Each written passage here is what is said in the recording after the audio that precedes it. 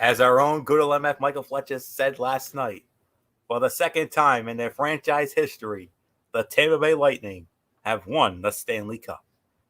Hello and good evening, friends, and welcome to this special edition of Strictly Sports. I am your host, Anthony Florio, joined by the aforementioned good old MF Michael Fletcher. We are awaiting the presence of Michael Bullock. If he comes in, we'll catch him up on what he missed. If not, then we'll hope to have him tomorrow night for Wednesday Night Mayhem. It started with 24 teams, 12 teams in the Eastern Conference in Toronto, Ontario, Canada, at the Air Canada Centre. The other 12 teams from the Western Conference at the Rogers Place in Edmonton, Alberta, Canada. 23 went by the wayside, and only one emerged as your Stanley Cup champion. That team was the Tampa Bay Lightning. They did it last night. They put away the Dallas Stars in Game 6 by a score of 2-0 on goals by Brayden Point, which was his 14th, and then Blake Coleman with his 5th. Andrei Vasilevsky, 22 saves on 22 shots for his first shutout of this postseason. You couldn't have picked a better time to do it. And what else is there to say except redemption? That's all there is to say on that. That is the password of the day. It is redemption. 1 year ago, the Tampa Bay Lightning were upset by the Columbus Blue Jackets after all the records that they set. Tied for the most wins, all the offensive records, and so many others. They were the clear-cut favorites to win it all, but were humiliated by the Columbus Blue Jackets, a la the University of Virginia men's basketball team in 2018 when they were the first number 1 seed to ever lose to a number 16 seed in UMBC. 1 year later, Virginia got their redemption, and 1 year later, the Tampa Bay Lightning get their redemption. It's like what Wayne Brady says on Let's Make a Deal on the Zonk Redemption shows. They've been redeemed, and that's exactly what they were. They were redeemed, and what can you say? I mean, Victor Hedman was the winner of the Conn Smythe Trophy. I'm not at all surprised about that. I had him winning it all along. And you remember when we did our preview some time ago, I said that Victor Hedman was going to win the Conn Smythe, and sure enough, I was right. And I can't say I'm surprised. I mean, I felt that he was the best player, even though Brayden Point was the leading goal scorer. I mean, what can you say? I mean, such a fun team to watch. I mean, MF and I may not be too fond of them, but at the same time, we do respect them for what they did. And, you know, this was a Stanley Cup playoff unlike any other. And a span of 130 games over nearly 2 months. Victor Hedman was the MVP. He had 10 goals and 12 assists for a total of 22 points. Kucherov had 7 goals, 27 assists. He had the most points with 34. Brayden Point had the most goals, 14. He also had 19 assists. You really could have made an argument for him for Conn Smythe as well. And just excuse me for 1 second. I'm getting a phone call.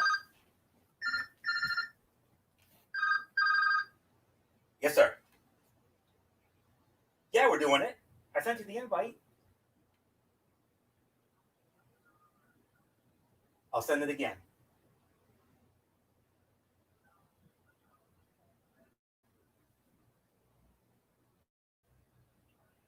Okay. All right, I'll try again. Okay. All right, goodbye.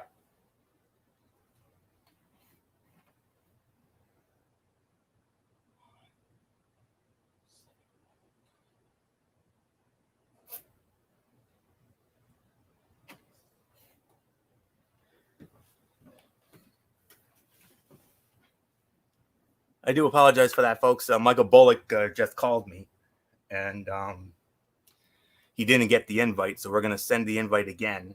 So we'll get into that in just a moment. But yeah, I mean, a total team effort and a great moment with Gary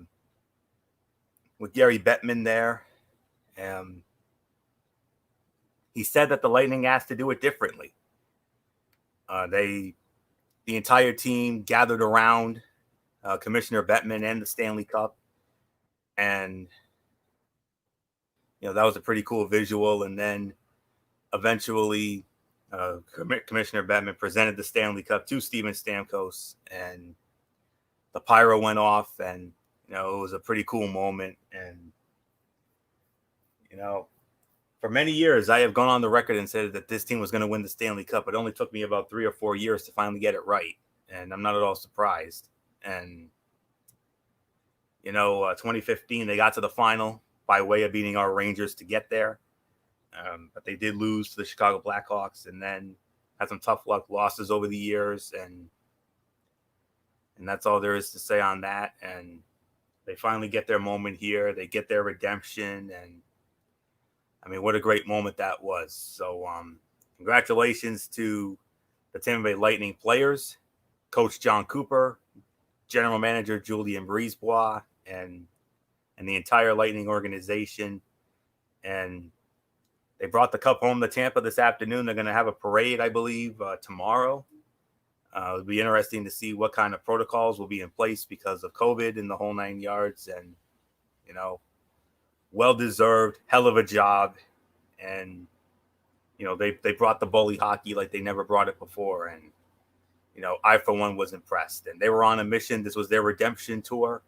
And they got their redemption. So well done, you guys. Well done. Enjoy it. So that's all there is to say on that. So good old MF Michael Fletcher. You added another screaming Michael Fletcher moment to your legendary legacy last night. And nothing left for us to say except take it home, Doc.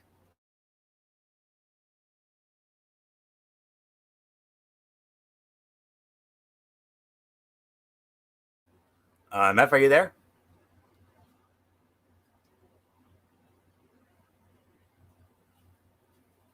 Huh, and that's not there. Okay, no problem. Yeah, just an excellent run by this team. I mean, from top to bottom. I mean, they started in the round robin. They finished second in that, only behind Philly, and then they got revenge on the Columbus Blue Jackets, beating them in 5 games, and then a 5-game series win over the Boston Bruins in the second round, and then beating the Islanders in the conference finals, and that was in 6 games, and then a 6-game series win for to beat the Stars to win the Stanley Cup. So yeah, I mean, just an all-around tremendous effort, and it was fun to watch. And I mean, I don't know what else there is to say. I mean, just a fantastic job by this team, and a well-coached team. And this was a Gary Bettman said it best. I mean, he said it best last night when he talked about how we all know that the Stanley Cup is the toughest trophy in all of sports to win. And all right, we got Michael Bullock in finally. So I do apologize. All right, MF is ready. So all right, MF, as I would always say, screaming Michael Fletcher, take it home. I think I said everything I needed it to say last night. There was a second video I actually gave to Anthony Florio about the Stanley Cup final. It was a great final. It was unbelievable. It was an incredible showdown, a great game. And, hats off to the Dallas Stars for getting to the finals, what they did, for making it as far as they had done. And it definitely was incredible. It was a great matchup for both teams. They played with fire and intensity, and you got to give it up for Tampa. This was a total redemption story for them after they flamed out spectacularly in round one of last year's playoffs, getting swept 4 straight by the Columbus Blue Jackets to turn around and win the Stanley Cup the way that they did. It was an incredible story. It was an incredible run. And yeah, hats off to Tampa for doing it. Victor Hedman, the Conn Smythe winner, the third super Swede, as I like to call him, Swedish player ever to do it, the 10th defenseman to win the Conn Smythe. And truly a great moment. And then, which was out of the norm, having the team together with the commissioner as he was making his great speech. Right at the point that they were about to present the Stanley Cup, and then the tradition began. Gary Bettman handing the taking the group photo with Steven Stamkos, the captain, and then you saw what happened next. Stamkos hoisting the Stanley Cup, officially making them a two-time world champion, and it was an amazing moment for them. Um, there was really nothing more to add. I think I'm gonna use the same words that I said last night, right before I signed off. Was that the NHL, their mission was abundantly clear. They wanted to crown a Stanley Cup champion, and they did it with this bubble. It took 2 months, 24 teams, two cities, Toronto and Edmonton, and you guys deserve to be commended. It was an incredible Stanley Cup playoff, one that we will never forget, and it was a fitting end to an NHL season, and I can't wait to see what happens next season. So, nothing more to say. Michael Bullock, come on in. Let's talk about the Stanley Cup final.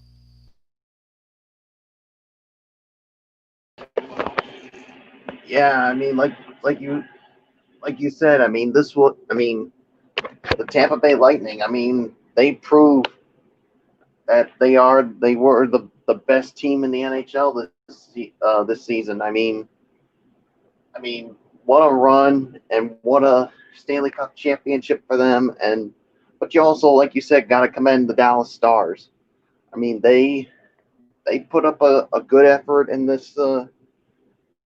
series, but it was just too much for them. I mean, Victor Hedman, like you said, the MVP, but I really like that moment when Steven Stamkos he got to hoist the Stanley Cup first, and yeah, it was a fitting end to a Stanley Cup final and a fitting end to 2 months of definitely one of playoff action in the bubble in Toronto and Edmonton. I mean, both of those cities should be commended for the hard work that they did. I mean, to make this work, and we didn't have like any positive tests during the Stanley Cup playoff run, so this definitely worked. And you also got to commend the commissioner, Gary Bettman. Say what you want about him. I know he's not. I mean, he's not been everyone's favorite, but Gary Bettman made it perfectly clear. He wanted to crown a Stanley Cup champion. He made a commitment to finish the season, and that's exactly what he did. I mean, the only interruptions that we had were when they postponed the games because of the whole social injustice and protests. But in the end, they got this done, and we have a Stanley Cup champion now. So now the big question is, guys, what's going to happen with the 2020-2021 season? I mean, I've heard rumors of maybe possibly December or even in the new year where they would start the season. We'll definitely have to keep our eyes on it throughout the off season, and Gary Bettman will definitely keep us posted on it. But anywho, congratulations to the Stanley Cup champion Tampa Bay Lightning. So nothing more to say. Florio, it's yours. And we go from the end of one playoff to the beginning of another. Today marked the beginning of another unprecedented postseason. You thought the Stanley Cup was impressive? Well, how about this? A 16-team playoff when it comes to Major League Baseball, which started today with the American League, with the 4 American League wild card series, best of 3 getting underway. And we're going to start things off with the series that kicked it all off this afternoon. The number 6 seed, the Houston Astros, squaring off against the number 3 seed, the Minnesota Twins. All games will be played at Target Field in Minneapolis. And today, the Houston Astros won game 1 by a score of 4-1. So they have the 1-0 lead.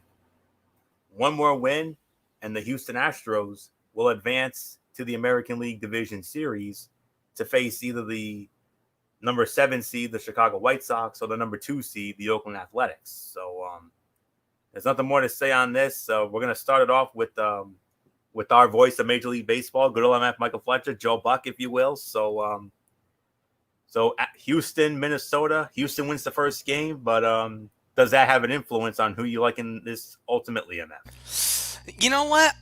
Normally in a short series like this, a 3-game series, yes. The first game is very important. If you get the first game, you get a leg up on the entire series. And the thing is that I know a lot of people are really hoping that Houston loses this series because of all the cheating scandals and everything that's happened and blah, blah, blah, blah, blah.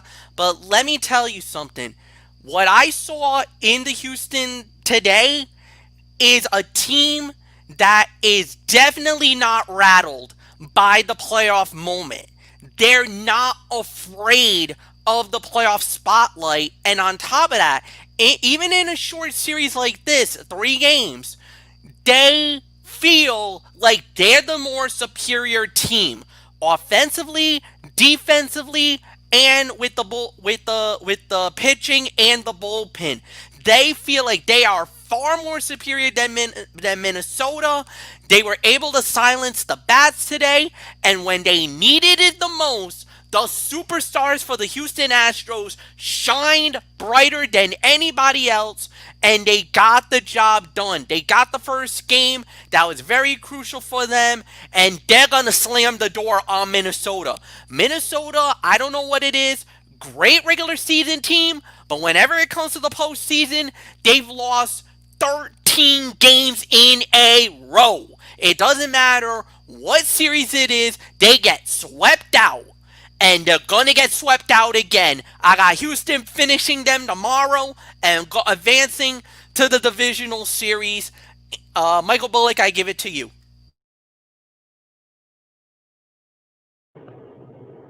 Yeah, and I watched it too today, and yeah, this Houston Astros team, look, I mean, I know, like you said, Fletch, everybody wants this Astros team to lose this series because of the cheating, but the last thing you want is a motivated Astros team, because if I know the Astros, they're sick and tired of hearing about all the cheating, blah, blah, blah, blah, blah, as you said, Fletch, and they want to go out and prove why they are here, why they feel like they should be one of the favorites. So yeah, I mean, it was an impressive showing, especially in that top of the 9th inning, and then Minnesota. I mean, they just can't even win a series, for gosh sakes, in the playoffs. Like you said, 13 in a row.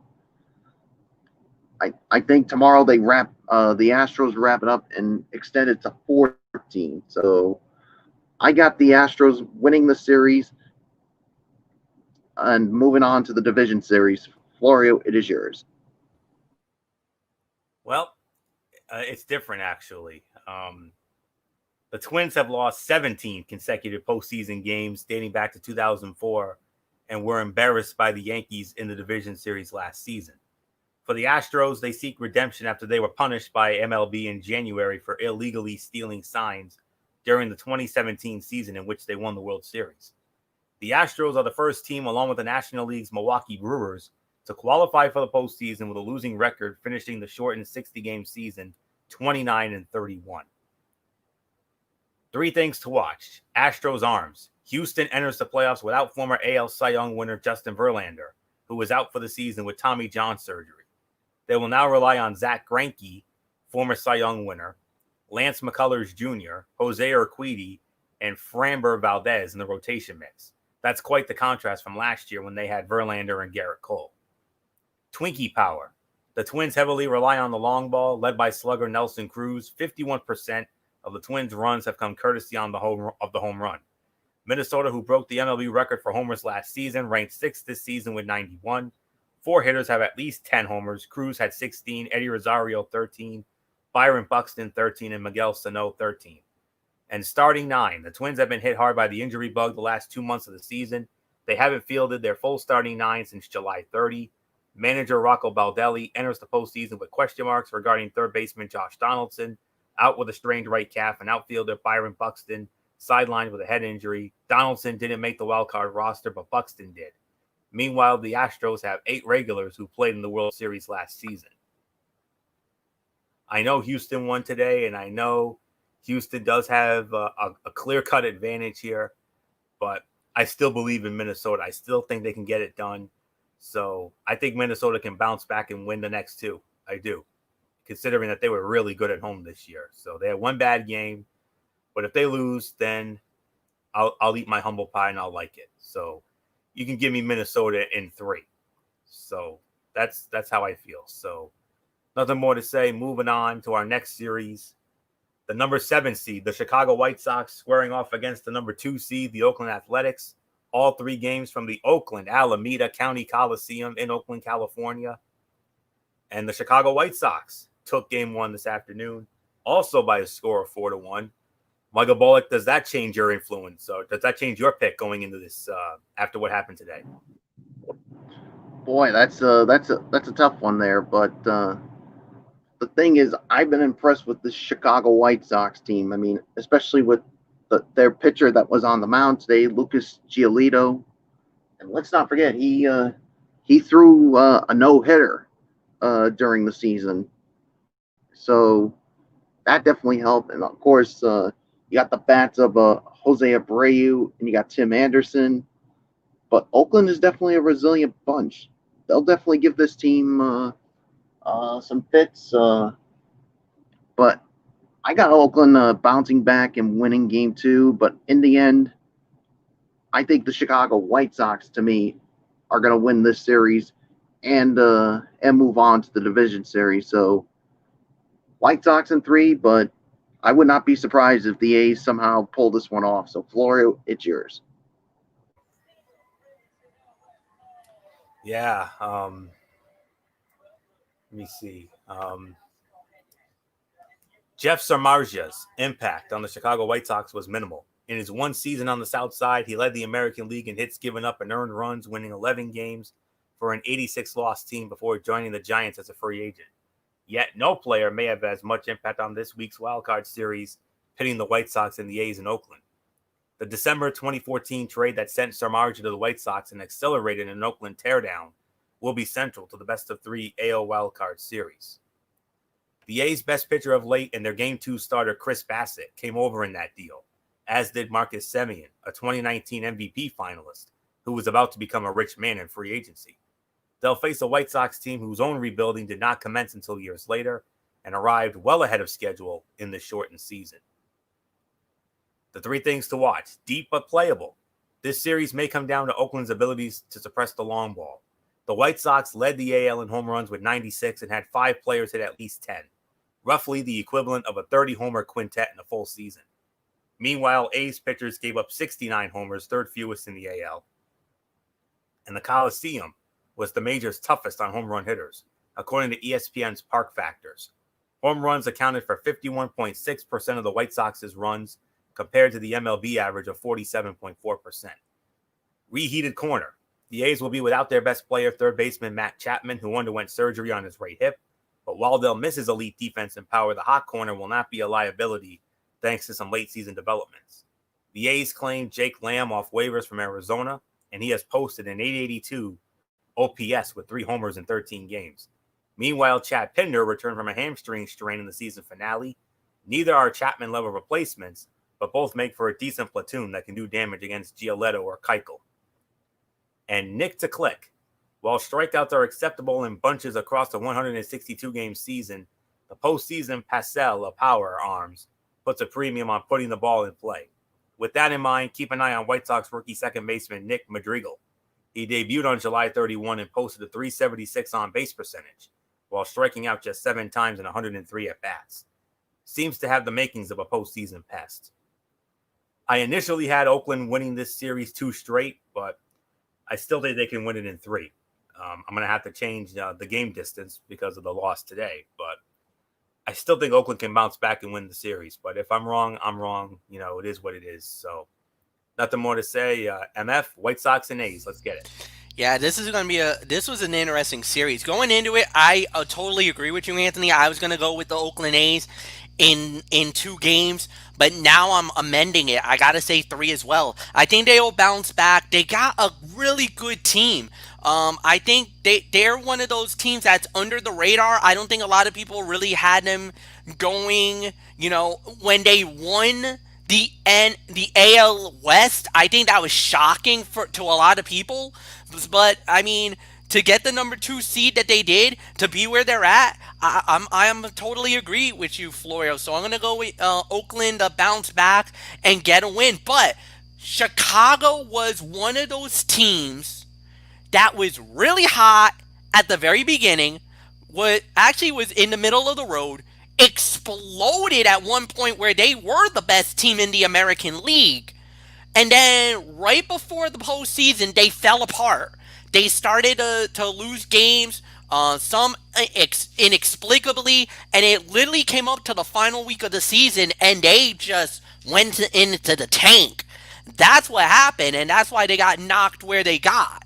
But Chicago is definitely a good team. We saw it today with a big win. Would I be shocked if Chicago goes through? Absolutely not. But I will say I got Oakland winning the series in 3 games. Michael Bullock, I give it. Bullock, It goes to me. Yep, back to you, Anthony. No, it goes to me. Bullock right on. Okay. Yep. And we move on to our next AL series. The number 8 seed, the Toronto Blue Jays, squaring off against the number 1 seed in the American League, the Tampa Bay Rays. All 3 games will be held at Tropicana Field in St. Petersburg, Florida. And only a 60-game season with an expanded playoffs format would give the Tampa Bay Rays a chance to win 2/3 of their games, and the Toronto Blue Jays an opportunity to make the postseason with a core many believe to be a few years away. Now the 2 American League East foes meet in the 1 seed versus 8 seed matchup in a best-of-3 wildcard series at Tropicana Field. The Rays won the season series 6-4, while the Jays bested them in run differential 48-44. The Rays' consistency, they were in first place for 44 days this season, on their way to finishing 20 games above 500, purports better than the Jays' streakiness. They lost 6 straight before winning 6 of their final 8 to clinch the final AL playoff spot. 3 things to watch. The Rays' elite bullpen. Despite injuries affecting the normal parade of arms, the Rays can throw at opponents. The unit still led the majors in FWAR 3.6.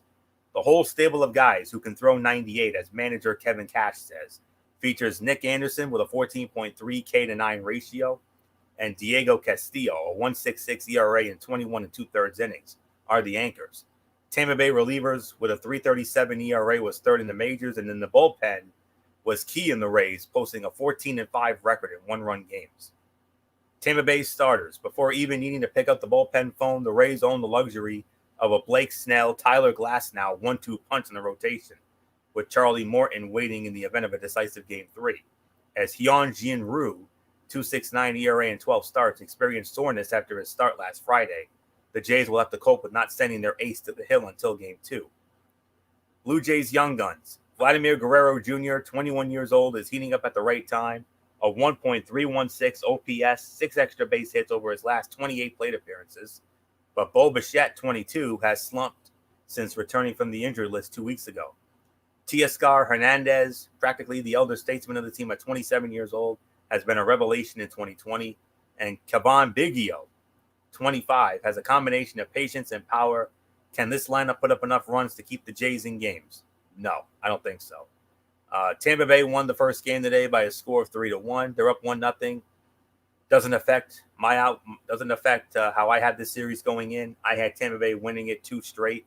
So there's nothing more to say. Give me Tampa 2 straight. So MF, do you concur with that, or do you have it 3, or how do you feel? No, I agree. I think this is going to be a sweep, and it's going to be advantage Tampa Bay all the way. I mean, Tampa is the number one team in the playoffs. They are the best team in the American League, and they just shined. They proved it today. The way that they played the game, the way that they handled themselves, I think Tampa is definitely going to be a tough out to get. And, I think they finally got the horses that they need. For once, I'm going to say it, they look like a World Series quality team. And that's one thing I don't think we've been saying about Tampa for the last few years. Ever since they made that glorious run a few years ago, when they went all the way, I think, to the World Series, and then bowed out against Philadelphia, if I remember correctly, the World Series was. And now here they are again. And Anthony, I'm just gonna say it, they look like a World Series team. So I really got nothing more to say. I got Tampa winning 2 straight, and Michael Bullock, I give it to you. Yeah, Tampa looks like a team that could definitely contend for the World Series after their performance today and what they've done all season in the short season. I mean, the pitching continues to be what makes this team, and yeah, that's something that we're definitely gonna have to keep an eye on. So I got Tampa finishing it off at 2 straight, so there's nothing more to say. Florio, let's move on. And we move on to our final American League wildcard series that MF will get started on. The number 5 seed, the New York Yankees, squaring off against the number 4 seed, the Cleveland Indians. All 3 games will be played at Progressive Field in Cleveland, Ohio. And what a performance by the New York Yankees tonight, winning game 1 by a rout, 12-3. MF, I could not believe what I saw. The Yankees absolutely torched Shane Bieber, and we all thought Shane Bieber was gonna really get to the Yanks tonight. We thought he was gonna, do what he's done all season, with the pitching triple crown. He's obviously going to win the Cy Young, but tonight was not a Cy Young caliber performance. The Yanks absolutely lit him up. Wow. No, and you know what? The thing is that I'm not surprised. It's the Yankees. It's the power. It's Giancarlo Stanton. It's, Luke Voigt. It's Gleyber Torres. It's Aaron Judge. That is a murderer's row. You got, pardon my language, but I'm going to say it, you got effing savages on that side of the field. Yes, I'm going to use Aaron Boone's analogy here. You got effing savages over there with the New York Yankees. The only thing that would be a little bit of concern for the Yankees that I think that would needed to be addressed is really more their pitching. Because the batting is going to be fine. They got power, they got speed, they got everything. Pitching is going to be your Achilles heel, especially the bullpen. Tonight, you didn't need the bullpen. Garrett Cole absolutely owned it and killed and destroyed. And that's what the Yankees are going to be like. For me, Cleveland is way over their heads. There's no way they're going to match with the Yankees. There's no way. Maybe they bounce back tomorrow to force a game 3, but honestly, Anthony, for me, I wasn't surprised what happened tonight, and I'm not surprised what the outcome is going to be. 2-0 sweep for the New York Yankees. That's what I'm calling. That's what I'm predicting. The Yankees to do what they did tonight again tomorrow against Cleveland at Progressive Field. This is a steamroll, and it's going to end with New York advancing to the divisional round. And I think this is over for me. I didn't need to see anything else after what I saw tonight. I am not convinced about Cleveland at all. They don't have a hope or a prayer in this series. They're dead. Bullock, it's yours. Yankees in a 2-0 sweep. Yeah, I mean, after what we saw tonight, yeah, the bats really got to got to Shane Bieber, which, I mean, it actually came as a surprise to me. I mean, because he actually, I mean, we all agree he's going to probably win the Cy Young. There's no ifs, ands, or buts about it. But those Yankee bats really woke up. I mean, Gleyber Torres, Aaron Judge, Giancarlo Stanton, and you got Luke Voigt, the major league's home run leader. So, yeah, the pitching was a little bit of a question. I mean, especially the bullpen, but you didn't need it tonight. I mean, Garrett Cole was what we expected him to be, and why the Yankees went out and got this guy. I mean, he really dominated them, and yeah, Cleveland, they look like a team that's dead, and yeah, there's really nothing more for me to say. I got the Yankees finishing it up, 2 in a row.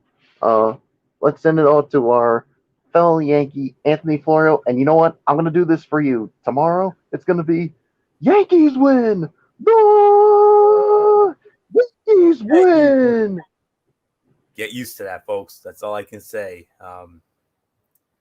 In this strange campaign, it's only fitting that the New York Yankees and Cleveland Indians meet in this best-of-3 American League wildcard series, given the ups and downs that each team endured over 60 games. The Yankees started the year hot, winning 16 of 22, but lost 15 of their next 20.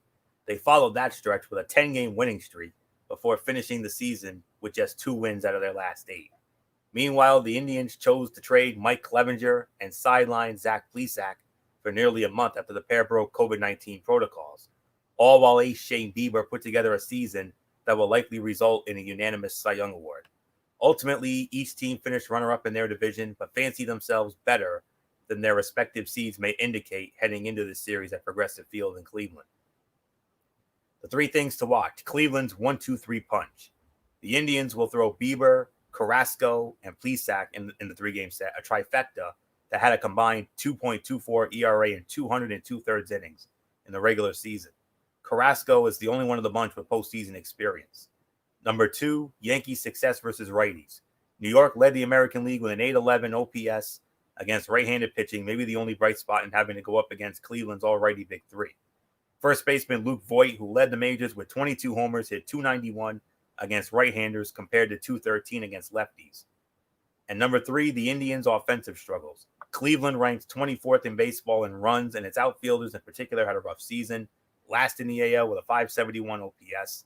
Timely hitting was also an issue. Their .240 average with runners in scoring position was 26th in the majors. And facing Garrett Cole in Game 1, yeah, they had a tough time getting into a rhythm at the plate tonight, no doubt about it. I initially had the Yankees winning the series in 3 games. This was the game I was worried about because of Shane Bieber, but they obviously took care of him. So I think I feel good changing it from 3 to 2. But yes, it's still going to be the Yanks, no doubt about it. There's nothing more that needs to be said on that. So now we're going to move on to the National League, the 4 National League wildcard series, and we're going to start it we're going to go by the order of starting, and we're going to start with the series that will get underway at high noon tomorrow, at lunchtime tomorrow, if you will. The number 7 seed, the Cincinnati Reds, they'll be squaring off against the number 2 seed, good old MF Michael Fletcher's Atlanta Braves. From the beautiful new Truist Park in Atlanta, Georgia, all 3 games will take place from that facility. So Michael Bullock, who do you have here? Cincinnati and Atlanta meeting for the first time in the playoffs against each other since the Braves swept the Reds 4 in a row in the NLCS in '95, and we all know how that story ended.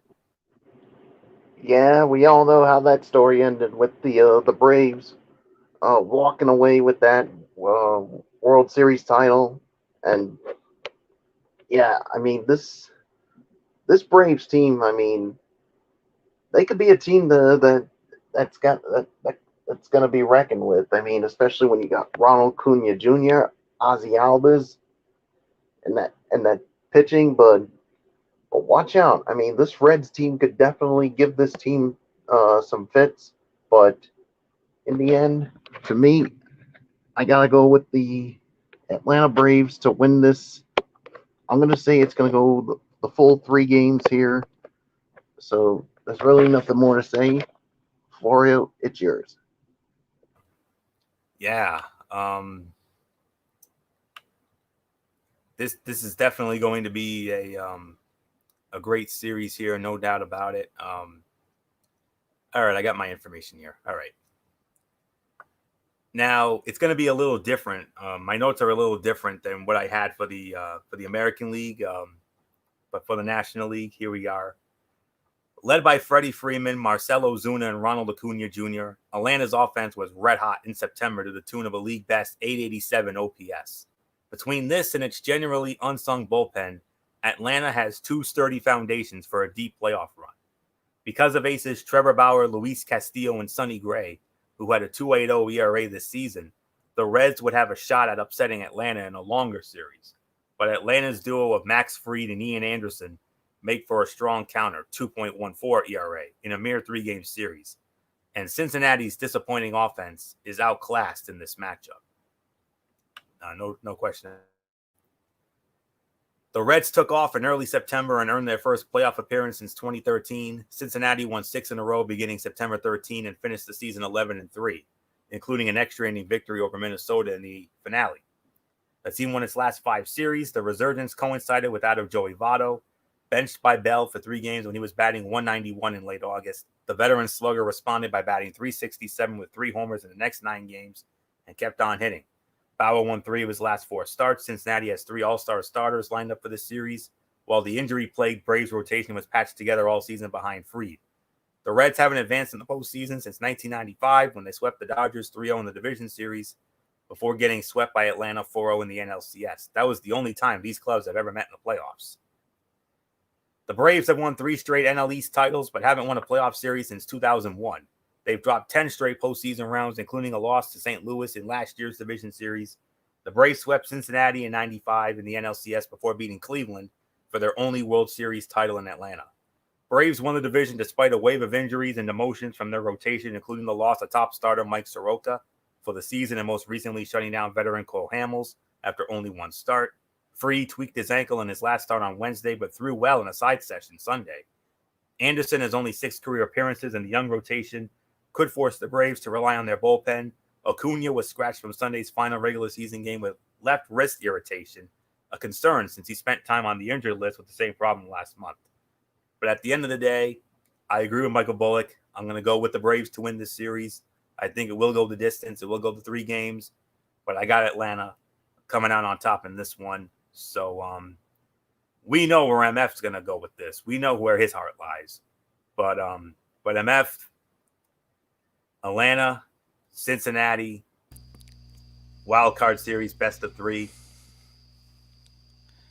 How do you feel? You feeling encouraged, discouraged? How do you feel going into this? No, I feel very confident. I feel very confident that Atlanta will go through. There is a little concern with the starting pitching. I think you can definitely agree with that.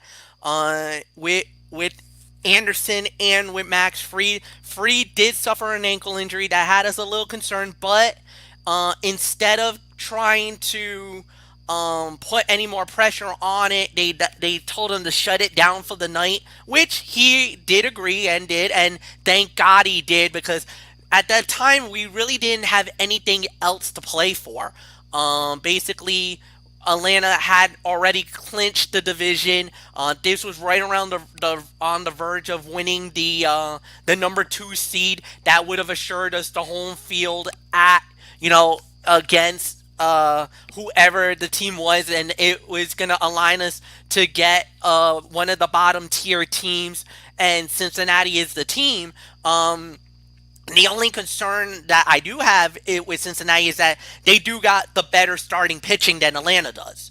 But I think the longer I say it, the quicker we get the starting pitching out of the game and now we start going into their bullpens, advantage Atlanta. Atlanta's got the far more superior bullpen, especially this year. We did a complete overhaul with the bullpen. We got Shane Green. Thank God he's healthy again. We also got Markham. We got so many different weapons. We got Chris Martin that we added from Pittsburgh. We got him as well. So, without a doubt, Atlanta's bullpen is the deepest we've ever had. And without a doubt, if we need to tap into that bullpen early, we're not afraid that we need to go in there. If the pitching needs to go 5 innings, okay, fine. Then we got guys who can shut it down 6, 7, 8, 9. If we need to go there, we got it. So that's one thing that I'm not afraid of. And then with the lineup that Atlanta has, when you got Marcell Ozuna, who's a revelation, what a pickup we got for Atlanta. Freddie Freeman, who could be the National League MVP this year. When you got Ronald Acuna Jr., who has been a little bit up and down. We also got Travis d'Arnaud. We got Dansby Swanson. We got Ozzy Albies. The list goes on and on. Atlanta's lineup is loaded. I believe it's going to be a 2-0 sweep. I think Atlanta will get the job done. We're heading off to Houston to be playing in the divisional series. Nothing more to add, Anthony. It is all yours.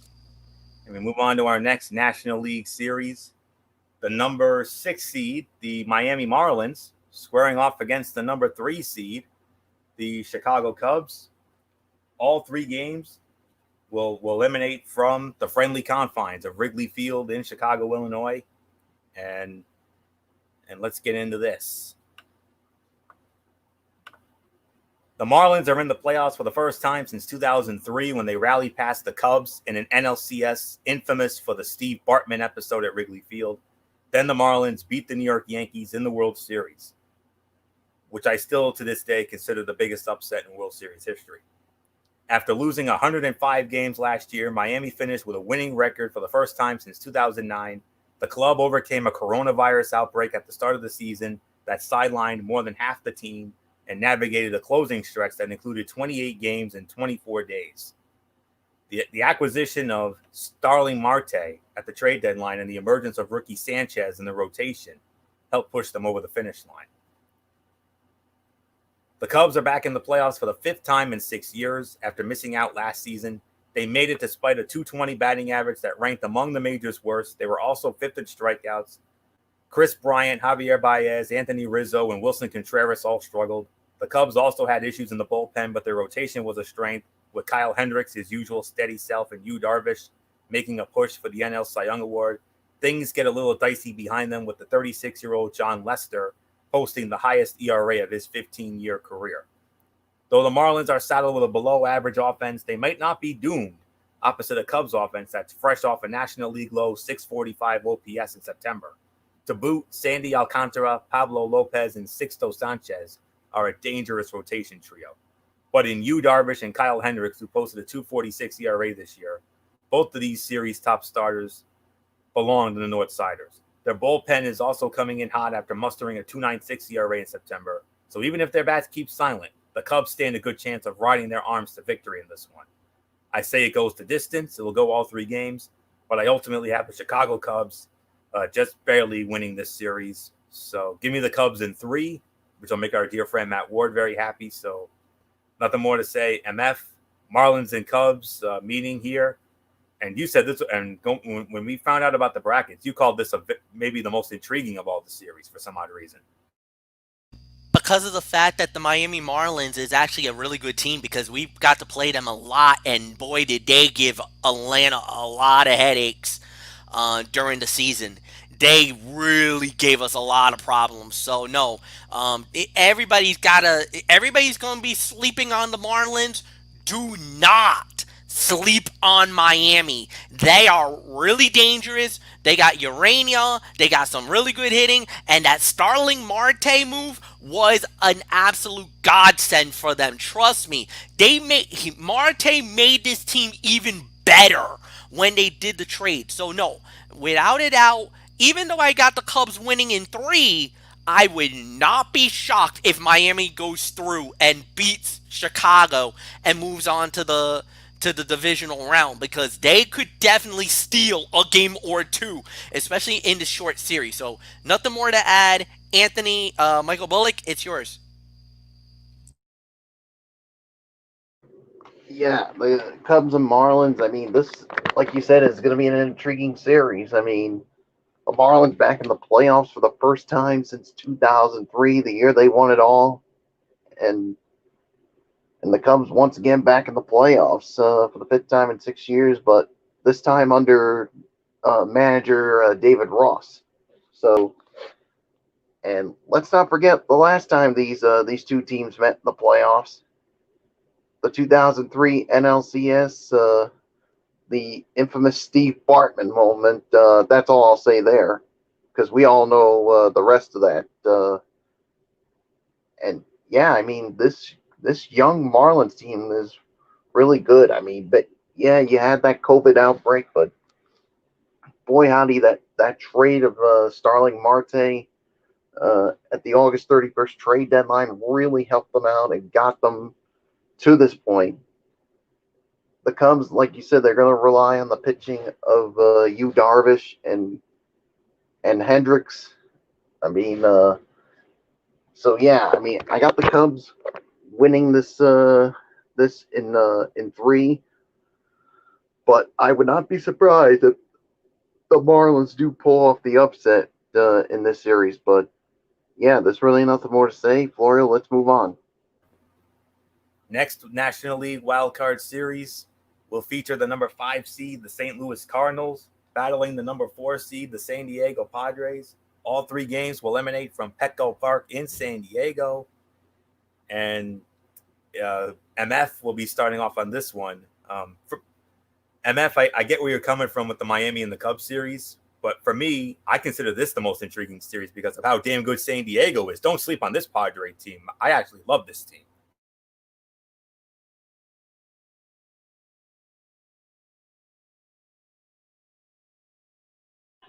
Fletch? Yeah. MF, are you there?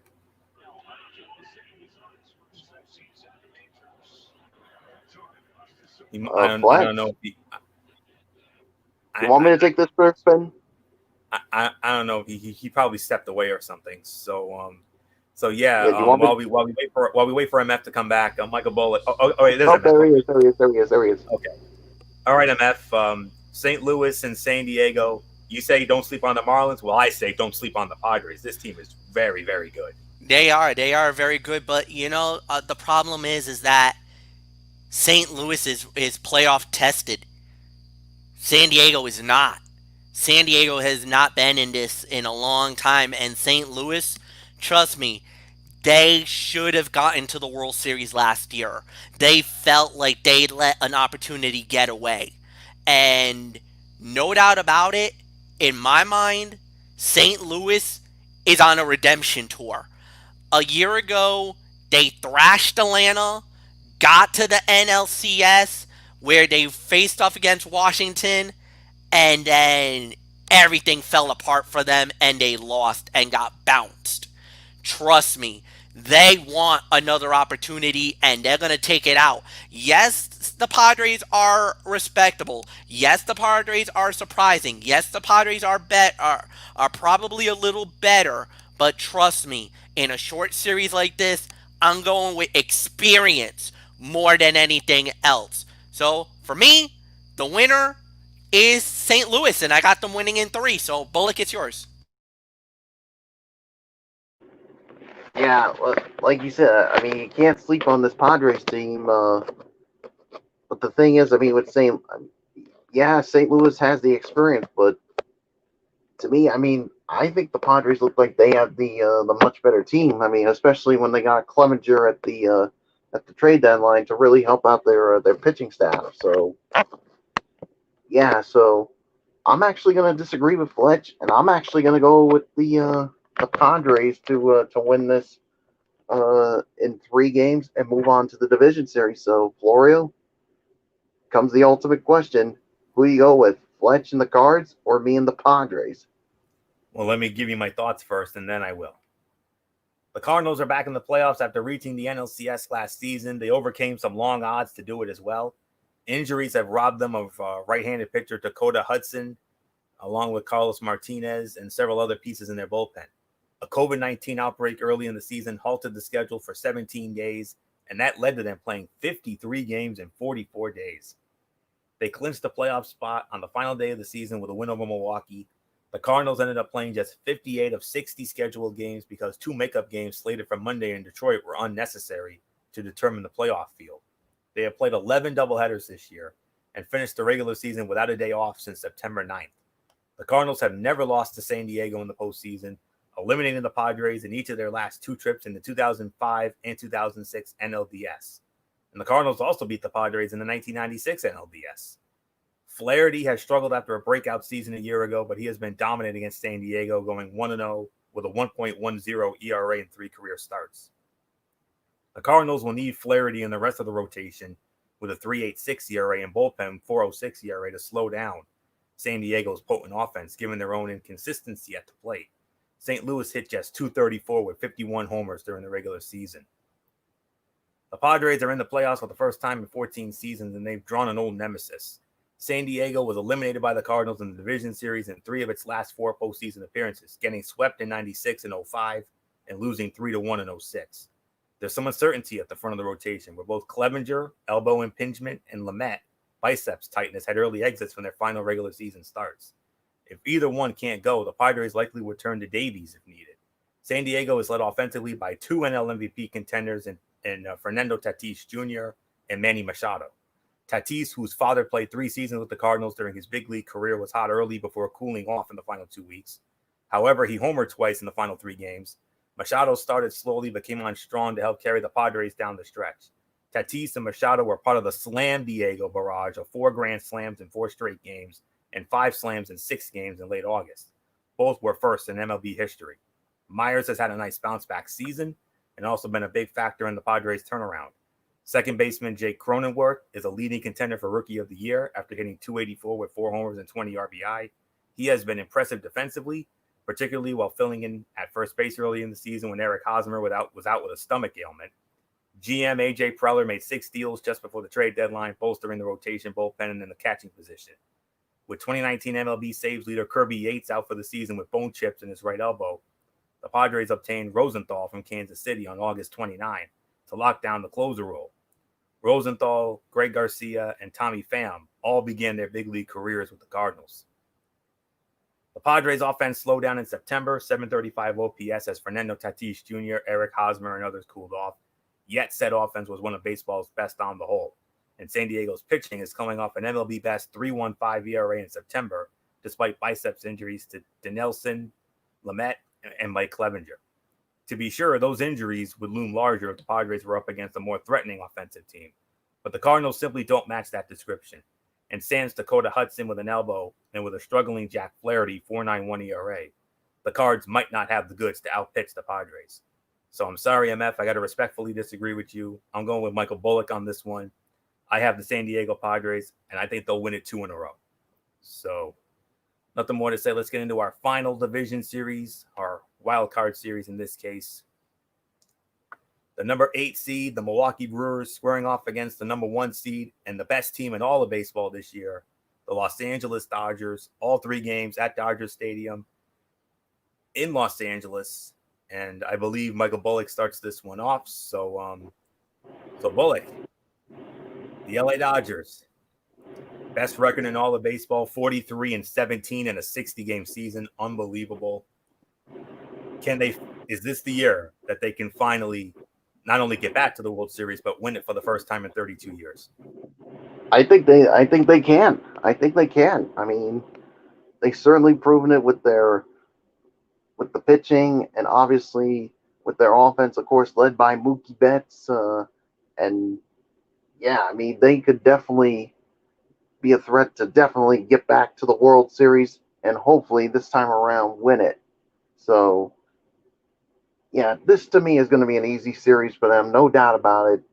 The Brewers, I mean, they got in, but yeah, I mean, their star Christian Yelich got off to such a slow start, but then he did pick it up. So it's going to be interesting to see what happens. But either way, the Dodgers are the best team. I got them finishing it off in 2 games. Florio, it's yours.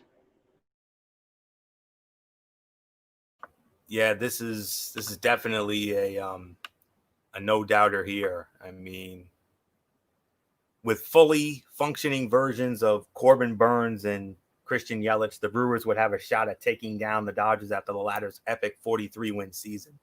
Alas, Burns with an oblique is hurt, and Yelich's struggles have rendered Milwaukee's offense generally punchless. The Dodgers, on the other hand, use one of baseball's top offenses and arguably its best pitching staff to outscore opponents by an average of 2.2 runs a game. A determined team might eventually reveal that the Dodgers weren't especially battle-tested in the regular season, but it probably will not be Milwaukee. Dodgers, 2 in a row. MF, put the bow on this before we get to our big main event tonight. Yeah, I totally agree with that as well. I gotta go with the LA Dodgers. I think they're a more superior team. I think they're gonna get the job done. I just don't see anything else um, that would be different. So I think the Dodgers are gonna win. I think they're gonna win this going away. And Anthony, let's get into the NBA Finals. Main event of the evening, we are going to preview the 2020 NBA Finals, which begin tomorrow night. The Eastern Conference champions, the number 5 seed, the Miami Heat, squaring off against the number 1 seed and the Western Conference champions, the Los Angeles Lakers. The coincidence of this series is quite delicious. But before we get into that, let's break down the schedule here. Game 1, of course, will be tomorrow night. All games, oh by the way, will be on ABC. Let's make that crystal clear. Game 1 will be tomorrow, and then game 2 will be on Friday. Game 3, 9 o'clock tomorrow night. 9 o'clock tomorrow night is game 1. 9 o'clock Friday is game 2. Game 3 on Sunday night with a special start time of 7:30. Game 4 will be next Tuesday night at 9 o'clock. Game 5 will be on Friday, October 9th, if necessary, game 5. That's a 9 o'clock tip. Game 6 will be on Sunday, October 11th, 7:30, ABC, if necessary. And also, if necessary, if it's needed, a winner-take-all game 7 would be in 2 weeks on Tuesday, October 13th, 9 o'clock tip-off, all games on ABC. All right, now let's get into this. The coincidence of this series is quite delicious and will own the intrigue and conversation until the ball goes up tomorrow in game 1. LeBron James will be playing against the team he helped win a pair of championships in 2012 and 2013. This scenario will get heavy airplay in the build-up, as it should. LeBron was a solid favorite to return to the championship round once the Lakers got Anthony Davis, while the Heat make for a surprise guest. The Lakers bring a pair of all-NBA first-team members, while Miami hasn't had anyone on that level since LeBron left town 6 years ago. That's not to suggest Miami doesn't belong.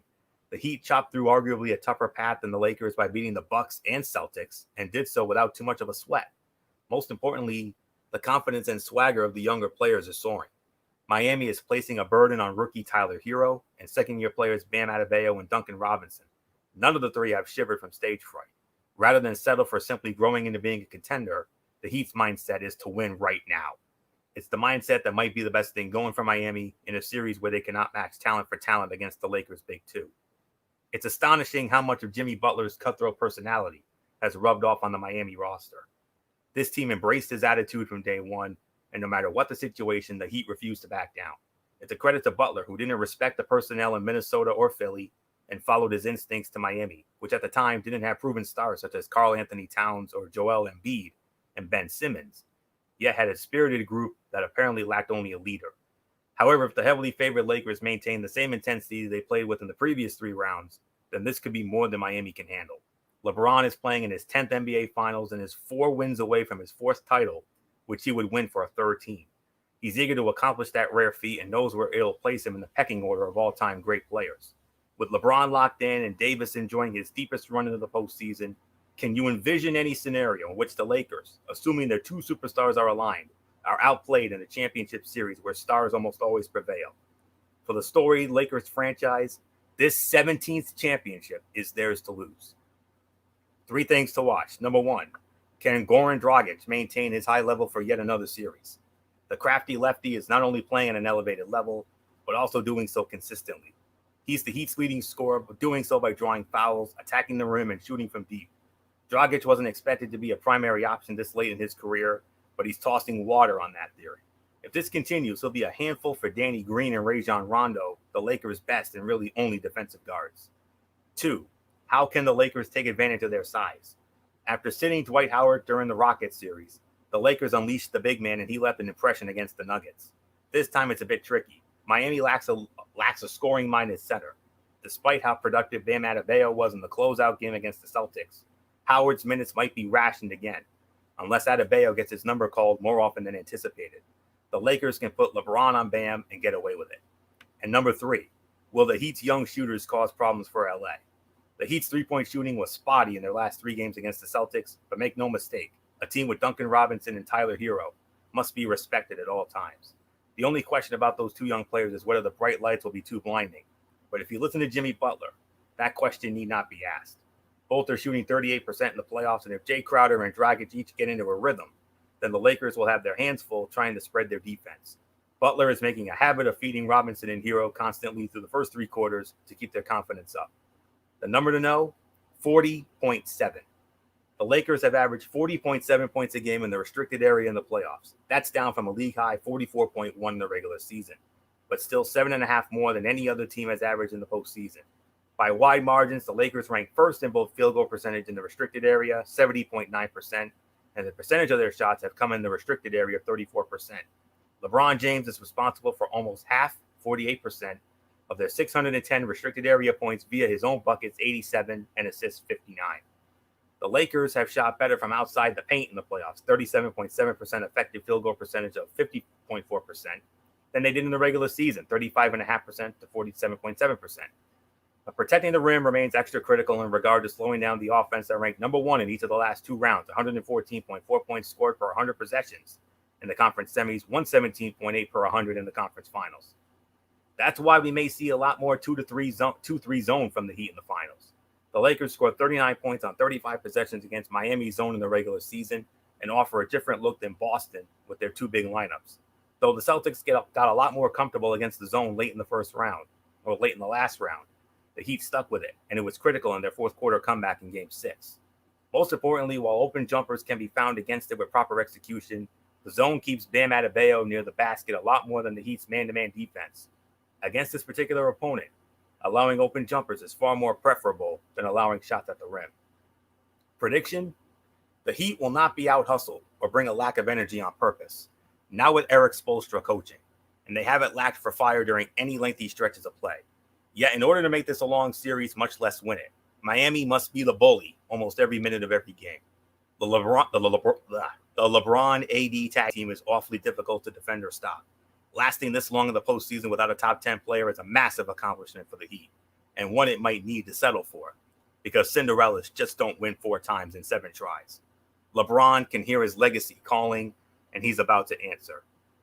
Winners and new NBA champions for the 17th time, tying them with the Boston Celtics for the most all time.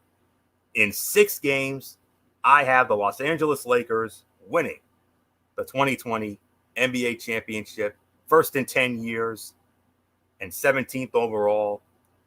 And MF, could you think of a better way for this team to pay tribute to their late, great heart and soul, Kobe Bryant?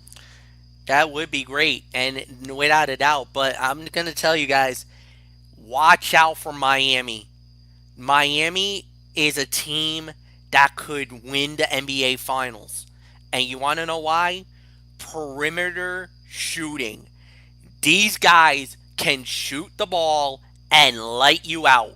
And that's the one thing.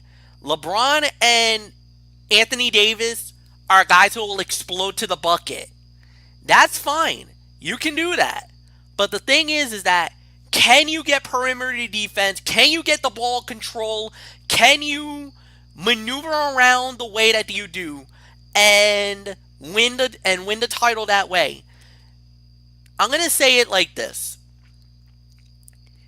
This is very reminiscent of certain teams. The Miami Heat reminds me of the Detroit basketball Pistons that won the NBA title over the mighty Los Angeles Lakers. This is also like the San Antonio Spurs when Tim Duncan was really on the end of his career, or when the Dallas Mavericks had that miracle run and won the NBA title. The Miami Heat is a once-in-a-generation type team. A team that nobody gives any chances, that basically is underestimated, and basically shocks the world and win the title. The last team I ever remember, well, I don't remember this, but I'm going to give a big shout out to my dad, because he remembers it, was in 1983 when the Philadelphia 76ers won the NBA Finals, and they knocked off the Boston Celtics and the LA Lakers. At the time, the Lakers and the Celtics were juggernauts. Philly was still up and coming. They weren't there yet. And they were a very good team, a very powerful team, but they never could get over the hump. But they were one of these teams that weren't a dynasty, weren't one thing, and they brought the play and swept out the Lakers, 4 out. Then with all the other teams, you had, the Bulls and everything else. You had the Rockets winning, back-to-back years. But there wasn't another quote-unquote dynasty or surprise. Was not until when the Detroit basketball Pistons, I think it was 2004. Anthony, can you clarify that for me? Was it 2004? When the Pistons beat the Lakers that had Shaq, Kobe, Malone, and Peyton? Yes. 2004. That was okay, 2004. So I was right. Okay. 2004. And that team reminds me of this Miami Heat. There is no superstar on the team. There's role players. There's guys who are playing their heart, their soul, and just leaving it on the line. And that's the team that I like. I like this Miami Heat team because there's no egos on the court. They're a unified team. And let me tell you, the last time we had that was, like we said, when it was Manu, Duncan at his end of his career, Parker, and Kawhi Leonard. And they swept out the Cleveland Cavaliers in the NBA Finals. That was the last time that we had a team like that. I'm going to go out on a limb here. And I'm going to tell you this.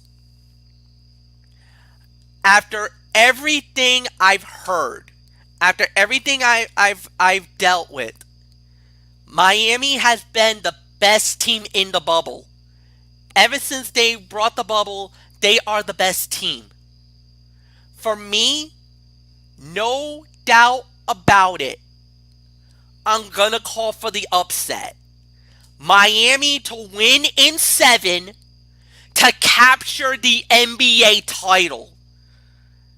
I'm going with the Heat. I'm probably going to be in the minority on this because I know everybody's probably going to go with the Lakers. But I feel confident that Miami can get the job done. And I'll also go one extra. I think Tyler Hero's going to have a big series. I think Tyler Hero's going to have a big series. I think Anderson's going to have a big series. But Jimmy Butler is an all-star. He's going to become a superstar before our very eyes. And I believe he will win. He will win the most valuable player of the NBA Finals. I'm going with Jimmy Butler to get MVP. And I got the Miami Heat winning the NBA title. Michael Bullock, it's yours. Ooh, man. Fletch really going with the heat here. I mean, okay, but I would not be surprised if that happens. But the thing is, I mean, for the Lakers, I mean, you cannot ever go against LeBron James. I mean, especially now that he's got Anthony Davis by his side. And yeah, and this Lakers team, they want to win it all. And they want to win it and pay tribute to their fallen superstar, Kobe Bryant. I think there's going to be motivation when it comes to that. So I'm sorry, MF. I'm with Anthony Florio. I'm going with the Lakers to win their 17th NBA championship. And to me, the MVP, I think it's going to be LeBron James again. Because he always seems to rise to the occasion when the spotlight is on. So there's really nothing more to say. You guys pretty much touched on everything. Florio, let's put a bow on this. And I agree with Bullock. I think it could be. I think it very likely will be LeBron for MVP. But then again, don't be surprised if Anthony Davis sneaks in the back door either for that. So that's it. That will put the bow on this special edition of Strictly Sports. We want to thank you all so very much for tuning in this evening. We'll be back with you at the same time tomorrow night. This time we'll be over on MF's channel, Brace Fan 95, for another edition of Wednesday Night Mayhem, as we will review AEW Dynamite and the Go Home to Takeover 31 edition of NXT. A lot going on both ends. We'll get into all that tomorrow night. Thursday night, we got college football Thursday. 2 huge games in the SEC, Texas A&M against Alabama, and of course the game of the week, Auburn against Georgia. That's going to be a knockdown, drag out, no doubt. Friday night, Cerebral Smack Talk. MF will have that as well. We'll get into Friday night SmackDown and we'll preview NXT TakeOver 31. And then Saturday, NFL Saturday, Week 4 edition. So many great matchups. Obviously, the headliner is the Patriots and the Chiefs, but there are some other big ones on the docket as well.